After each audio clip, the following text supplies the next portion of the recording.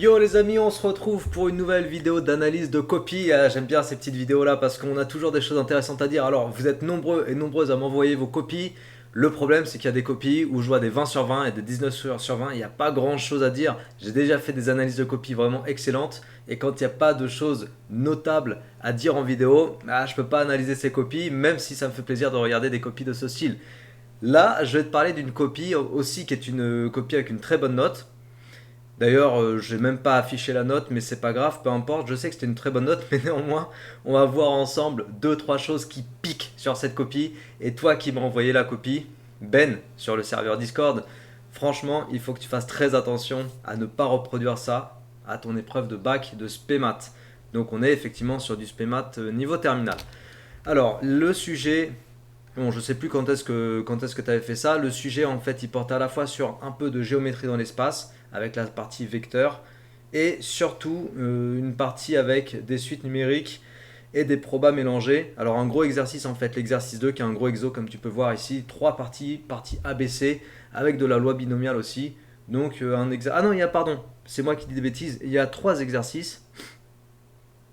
Oui, le troisième exercice mélange les suites numériques et les probas conditionnels. D'ailleurs, si je dis pas de bêtises, d'ailleurs, il manque en fait un petit bout de l'exercice que j'ai pas mis, mais c'est pas grave, parce que ce dont je vais te parler, c'est en rapport avec des questions qui figurent ici. Bon, bref, t'as fait des choses dans cet exercice, mon ami, dans ce sujet de contrôle, qui sont vraiment des erreurs à éviter, à tout prix. C'est des choses qui piquent tellement, et on va commencer par en parler déjà avec ça. Donc je vais afficher uniquement quelques parties de la résolution, et on va en parler ensemble. On va voir ce qui va pas, et on va voir ce qu'il faut absolument pas faire au moment de l'épreuve du bac, parce qu'ici on a des questions qui tombent réellement dans ton épreuve de bac, en fait, ne serait-ce qu'une démo par récurrence. Et on va commencer par la démo par récurrence. Alors le contexte, c'est qu'on a une suite numérique. C'est dans l'exercice ici, là, l'exercice 3 du coup. On va agrandir un peu. Hop, on va descendre un peu. Voilà, donc dans l'exercice 3, on a une suite numérique. On nous demande de démontrer en fait la relation de récurrence de notre suite Pn. Et ça, on démontre typiquement ce genre de choses avec la formule des probabilités totales. Aucune difficulté, avec l'arbre sous les yeux. Bref, on trouve très facilement en fait à démontrer ce genre de relation. Donc suite arithmético-géométrique. Et dès que je vois ça, je vois que c'est une suite arithmético-géométrique. Et tu comprends pourquoi j'insiste là-dessus. Donc on a une suite arithmético-géométrique qu'on démontre avec la formule des probas totales. Cas de figure très classique. Et après, on te demande de démontrer par récurrence que Pn est supérieur à 0,8 pour tout antinaturel supérieur ou égal à 1. Donc l'initialisation se fait à n égale 1. Voilà la propriété à démontrer. Donc première ambiguïté, la suite s'appelle Pn. Et toi tu dis que la propriété s'appelle Pn. Alors dans ce cas de figure, parce que ça peut réellement arriver au bac, donc là je te présente en fait cet exercice-là et cette erreur-là et ce cas de figure pour te dire si ça t'arrive au bac, alors tu vas nommer ta propriété différemment. Et puis tu as les 26 lettres de l'alphabet, enfin 25 si tu enlèves la lettre P, pour désigner la propriété. Tu peux dire soit AN, la propriété. Alors non, mauvaise idée parce que AN, je crois, tu vois, je réfléchis au truc en même temps. AN, c'est une lettre qui est utilisée dans l'exercice. Donc il faut surtout pas utiliser AN. Est-ce que BN est utilisé? Non. On n'a pas CN non plus. Allez, on va dire soit CN, la propriété. Donc soit CN, la propriété, deux points. Et là, tu cites la propriété, donc c'est de dire que Pn, la suite Pn, et je mets un P minuscule, supérieur à 0,8. Alors en fait, ce qu'il faut dire ici, par rapport à ce cas de figure très particulier, c'est qu'il faut que tu saches t'adapter aux situations dans tes exercices. Effectivement, dans la plupart des exercices, les propriétés, on va les noter Pn.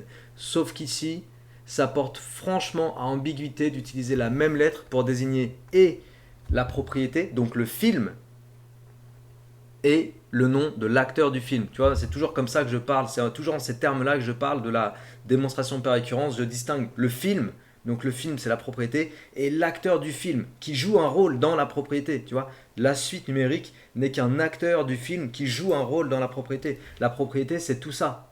Ok, la suite numérique n'est qu'un acteur.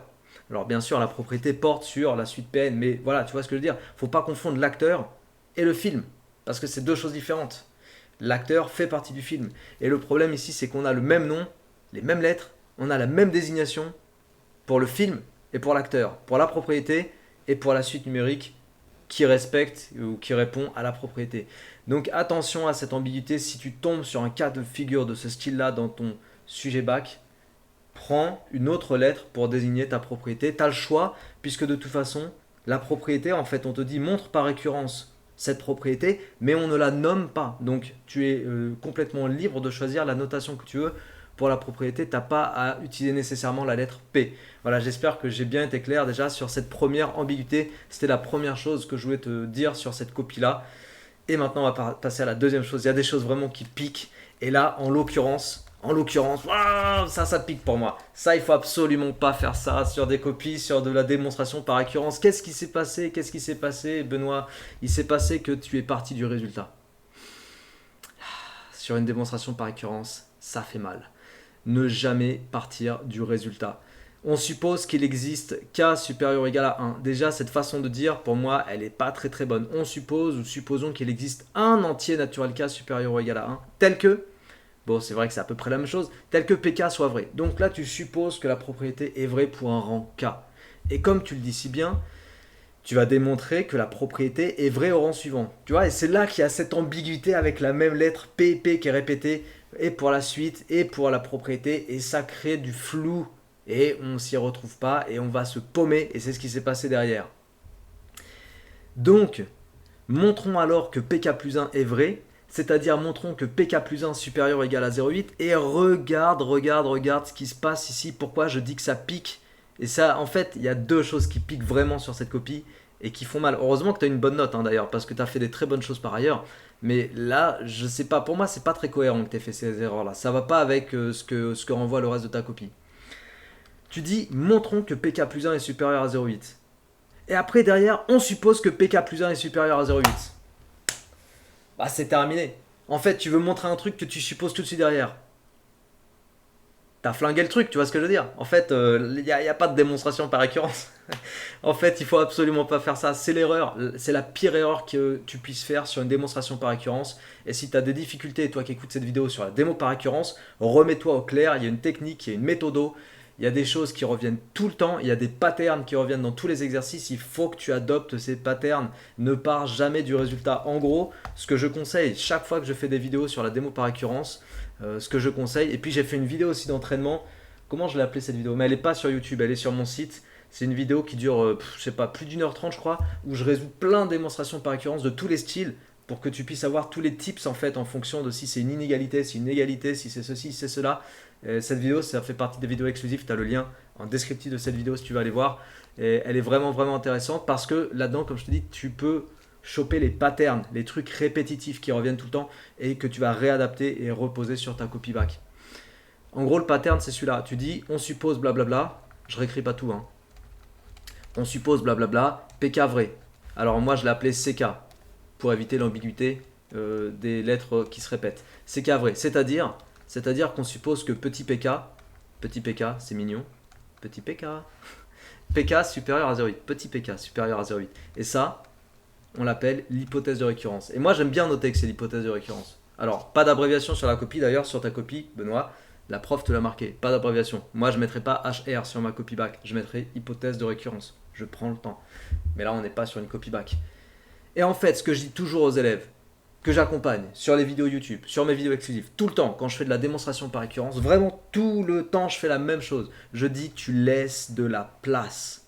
Et ce que tu veux démontrer, ok, ton résultat, donc tu veux démontrer la propriété au rang K plus 1, ton résultat, tu l'écris en bas de ta page de brouillon. C'est-à-dire, tu veux démontrer que PK plus 1 est supérieur à 0,8. Pourquoi je te donne ce tips? Pourquoi je te dis que c'est très important de faire ça? Bah, tout simplement parce que en faisant ça, tu vas pas être tenté de repartir de ton résultat. Parce que ton résultat, tu l'as mis en bas de page. C'est très peu probable que tu dises « Ok, c'est mon résultat, bah, je vais partir de mon résultat pour revenir à mon résultat. » Tu vois, ça n'aurait aucun sens. Et là, c'est visible. Et là, ton cerveau, il rentre pas dans un espèce de biais de simplification qui fait que tu vas partir de ton résultat. Il se dit « Non, ça c'est mon résultat, j'y touche pas. Je vais partir d'autre chose parce que j'ai pas le choix. » Tu vois ce que je veux dire?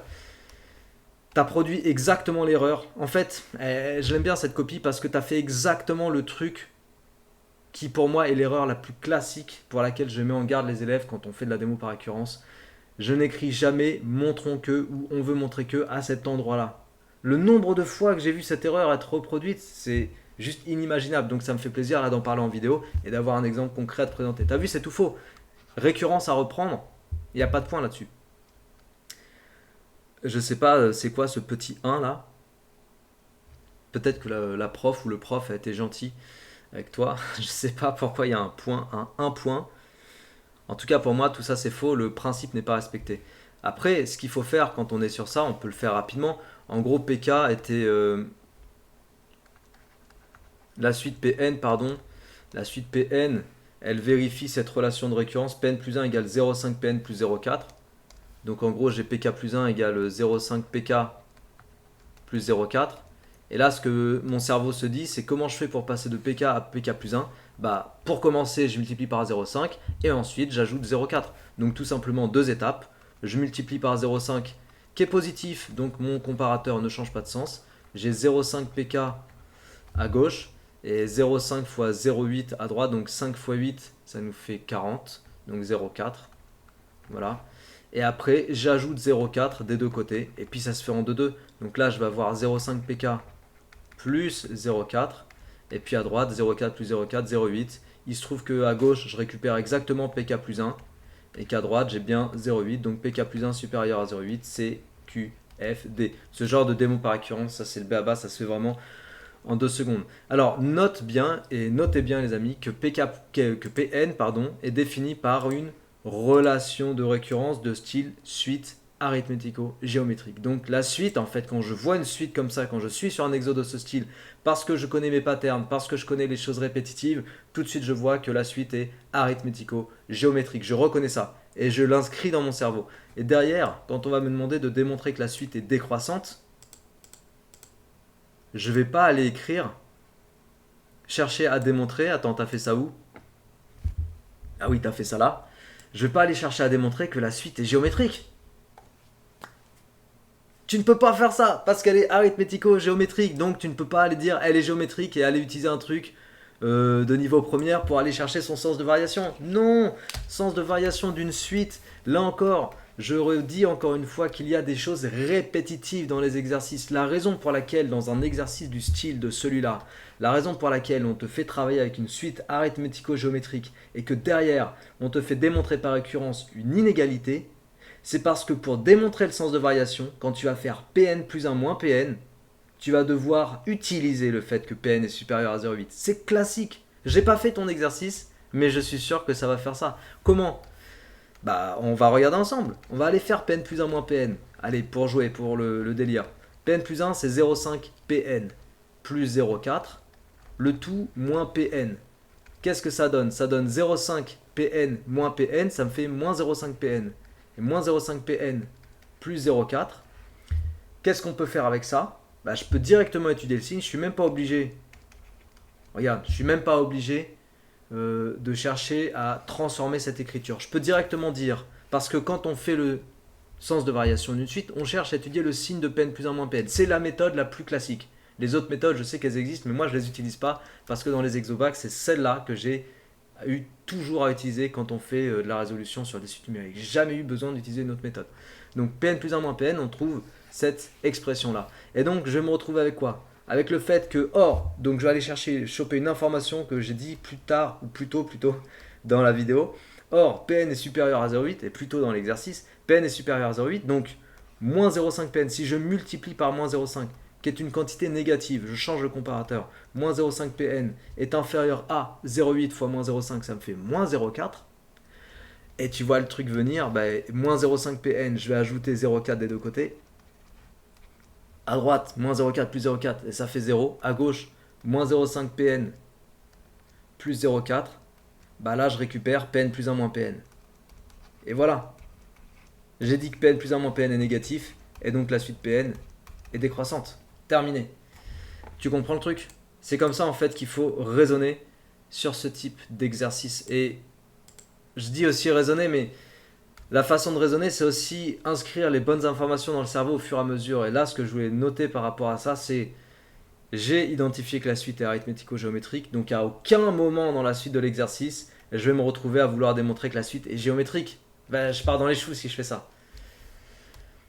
D'ailleurs, et ça fait partie vraiment de la deuxième chose qui pique et dont je voulais parler sur cette copie, et en fait c'est la première raison pour laquelle je voulais faire l'analyse de cette copie, c'est cette erreur. qui est tellement immonde. Immonde.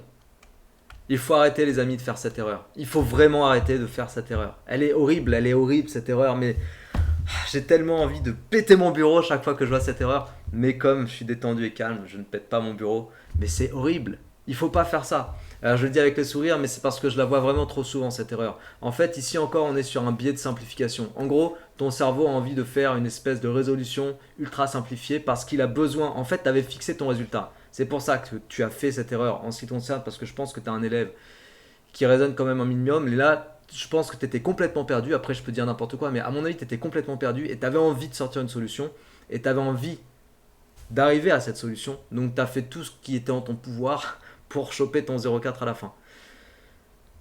Sauf que tu as fait des choses qui n'étaient pas permises d'un point de vue mathématique. Tu as fait une simplification qui n'existe pas. Alors, ta simplification, qui n'existe pas, elle consiste à dire, et je sais que beaucoup d'élèves se disent ça, parce que je l'ai vu trop souvent, la simplification, elle consiste à dire, j'ai Pn en haut, j'ai Pn en bas, donc je peux simplifier. Ah, qui n'a pas dit ça? Qui fait cette erreur sans se dire ça dans sa tête? Tous ceux pour moi qui font cette erreur-là se disent exactement cette phrase-là. J'ai machin en haut, ah il est aussi en bas, ah, du coup je peux simplifier. C'est un espèce de truc où on prend comme ça, on choisit, on ne fait pas attention aux opérateurs, multiplier, addition, etc. Non, juste on prend, puis on dit c'est en haut, c'est en bas, comme le jeu des 7 différences, tu vois, où là ce serait plutôt le jeu des similitudes, et puis on enlève tout ce qui est similaire. Mais ça marche pas comme ça, parce qu'il y a des opérations là. Et parce qu'en fait, la simplification de fraction, ça fonctionne pas du tout comme ça. Mais pas du tout. En fait, la simplification de fraction, il y a des règles. Et la règle, moi, que je retiens, j'apprends tout le temps, que je donne aux élèves tout le temps, dont je parle d'ailleurs sur ma chaîne secondaire maths de base, qu'il va falloir que j'alimente un peu plus, soit dit en passant, mais je vais me remettre au boulot. La simplification, c'est quoi? La règle pour simplifier des fractions. La règle pour simplifier des fractions, si j'ai ça par exemple, c'est de dire, je vais pas me dire j'ai B en haut, j'ai B en bas, je simplifie. Je ne dis pas ça à mon cerveau en fait, parce que le problème c'est que si je dis ça à mon cerveau, je ne l'aide pas à bien comprendre la situation. La règle c'est de dire que je vais diviser le numérateur et le dénominateur par la même quantité. Et cette quantité c'est B. Je divise en haut et en bas par B. Ce qui fait qu'en haut j'ai B sur B égale 1, en bas j'ai B sur B égale 1. Donc au final avec ma simplification il me reste A sur C. Là, j'ai simplifié. Alors bien sûr, après en pratique, les profs vont dire ça. J'ai A fois B sur C fois B. On simplifie par B, il reste A sur C. Et je suis d'accord avec ça. Mais il faut savoir pourquoi on simplifie. On simplifie parce qu'on a divisé en haut et en bas par B. Et ça fait partie des règles de simplification de fraction. Tu as le droit de multiplier ou diviser ton numérateur et ton dénominateur par une même quantité non nulle et ta fraction est inchangée. Voilà, ça c'est la règle de transformation d'écriture des fractions qu'on apprend à manipuler au collège. Quand on est sur ça, ce cas de figure, on n'a pas du tout divisé par Pn en haut. Parce que si j'avais divisé par Pn en haut, tu vois, pour simplifier mon Pn en bas, il faut que je divise par Pn en bas, donc que je divise par Pn en haut. Et si je divise par Pn en haut, ça me fait pas du tout 0,5 fois 0,8 mon résultat. Tu veux savoir ce que ça fait si je divise par Pn en haut? Ça fait ça. Ça fait 0,5 sur Pn fois Pn plus 0,8, le tout sur 1. Une transformation qui sert à rien pour le coup. Elle ne servira à rien parce que divisé par 1, ça revient à ne rien avoir ici. Enfin, voilà, on peut l'enlever. Et puis du coup, on se retrouve avec 0,5 fois Pn plus 0,8, le tout sur Pn. En gros, on n'a rien fait, tu vois ce que je veux dire? Donc la transformation d'écriture ici n'est pas possible. Et cette erreur, je la vois tellement souvent. Enfin, c'est juste horrible. Il ne faut pas faire cette erreur, les amis. Ce genre de biais de simplification, en fait, on va en parler dans une autre vidéo où je t'expliquais que tout ce qui est facile d'entrée de jeu, faut éviter. C'est de la merde. Faut pas faire ça. En fait, tout ce qui est maths et physique ne va pas vers des espèces de visualisation simplifiée des phénomènes. Parce que tu vas aller dans des erreurs. Ça marche jusqu'en seconde. Mais c'est pas pour rien que la plupart des élèves commencent à prendre des cours et à se poser des questions sur les maths et à commencer à galérer, à pleurer devant les copies et à pleurer à son bureau à partir de la première et pire de la terminale, tu vois. C'est pas pour rien. C'est parce que jusqu'en seconde, tu as l'illusion de pouvoir faire ce genre de règles un petit peu de la cuisine mathématique qui n'a pas de sens et ça passe. Mais à un moment donné, ça passe plus. Et on va en parler dans une autre vidéo, je t'en parlerai pas ici, mais vraiment l'aspect aller toujours vers la facilité, vers ce biais en fait, parce que c'est un biais de fonctionnement du cerveau, le biais de simplification. Ce truc-là, il faut vraiment être vigilant avec. Donc la règle, elle est claire avec les transformations d'écriture de fractions. Il faut diviser ou multiplier le numérateur et le dénominateur par une même quantité négative. Et là, tu peux faire tes simplifications d'écriture. C'est pour ça que la prof ou le prof a mis Oh, point d'exclamation x2. Tu n'as pas le droit. Voilà. Hmm. Je voulais parler de ça aussi pour finir. Tu vois, ça me rappelle un truc là en même temps. La dernière fois, je faisais un cours avec un élève. Et puis on devait mettre au même dénominateur, je te dis n'importe quoi, on avait A sur X plus B sur X moins 1. C'est véridique ce que je te dis. Et je jette pas la pierre à l'élève qui fait ça parce que moi-même, il y a plein de domaines où je suis pas à l'aise ou que je suis pas doué. Et c'est pas un problème, on n'a pas besoin d'être doué partout. Mais par contre, il y a des domaines où je suis pas doué, où je vais éviter d'inventer des règles. Je vais plutôt demander, ok, c'est quoi les règles? Soit je connais des règles et j'applique les règles, soit je connais pas les règles et je réfléchis par deux fois avant d'avancer. L'élève, on était sur la mise au même dénominateur ici. Bah, je te le donne dans le mille. Pour mettre au même dénominateur, voilà ce qui s'est passé. On est au niveau terminal, les amis. Et le problème, c'est qu'au niveau terminal, si tu commences à faire ça et qu'on est juste à un mois du bac, c'est le cas ici, je tourne la vidéo, on est à peu près le 21 février. Bac, c'est 21 mars, épreuve de spé ou 20 mars, peu importe. Mais si tu fais ça, en fait, à deux doigts du bac, du jour J, ça veut dire que tu t'es passé à côté, en fait, des règles de base de maths, en fait. Et tu galères, et c'est normal. Voilà, donc si tu es dans ce cas de figure, c'est pas une question de te jeter la pierre, c'est une question de te dire, mets-toi au clair avec les règles de base de maths. Parce que si tu fais ce genre de choses, ou ce genre de choses habituellement et régulièrement, alors oui, c'est normal que tu galères. Mais parce que tu maîtrises pas les fondamentaux. Et je vois tellement ça avec des élèves qu'à un moment donné, je dis, il faut commencer à se remettre en question sur les fondamentaux et la maîtrise des fondamentaux et les lacunes accumulées du collège, etc. C'est pour ça que j'ai fait notamment ma chaîne secondaire maths de base, qu'il faut que je réalimente, deuxième fois que je le dis, mais il y a déjà pas mal de vidéos. Donc si vraiment tu es concerné par ce genre de petites lacunes, va voir sur ma chaîne secondaire. Le lien, il est sous, je sais pas, en descriptif de la vidéo de présentation de la chaîne, je crois. Allez, dernière chose que je voulais dire, sur la démonstration qu'une suite est géométrique, tu vois, on avait une suite ici, une suite définie, donc Vn égale Pn moins 0,8, démontrer que Vn est géométrique. J'aime pas trop cette façon de procéder. Je sais que les profs l'acceptent, mais le problème c'est que nulle part tu justifies que Vn est strictement différent de 0. Et il le faut normalement, parce que si tu mets du Vn au dénominateur, quelque part, en toute rigueur, il faut que tu expliques et que tu justifies que Vn ne s'annule pas. Et si tu ne l'as pas dit, et si l'énoncé ne l'a pas dit, il y a un problème de rigueur. Et sur ce genre de situation, moi j'aime bien plutôt partir de Vn plus 1.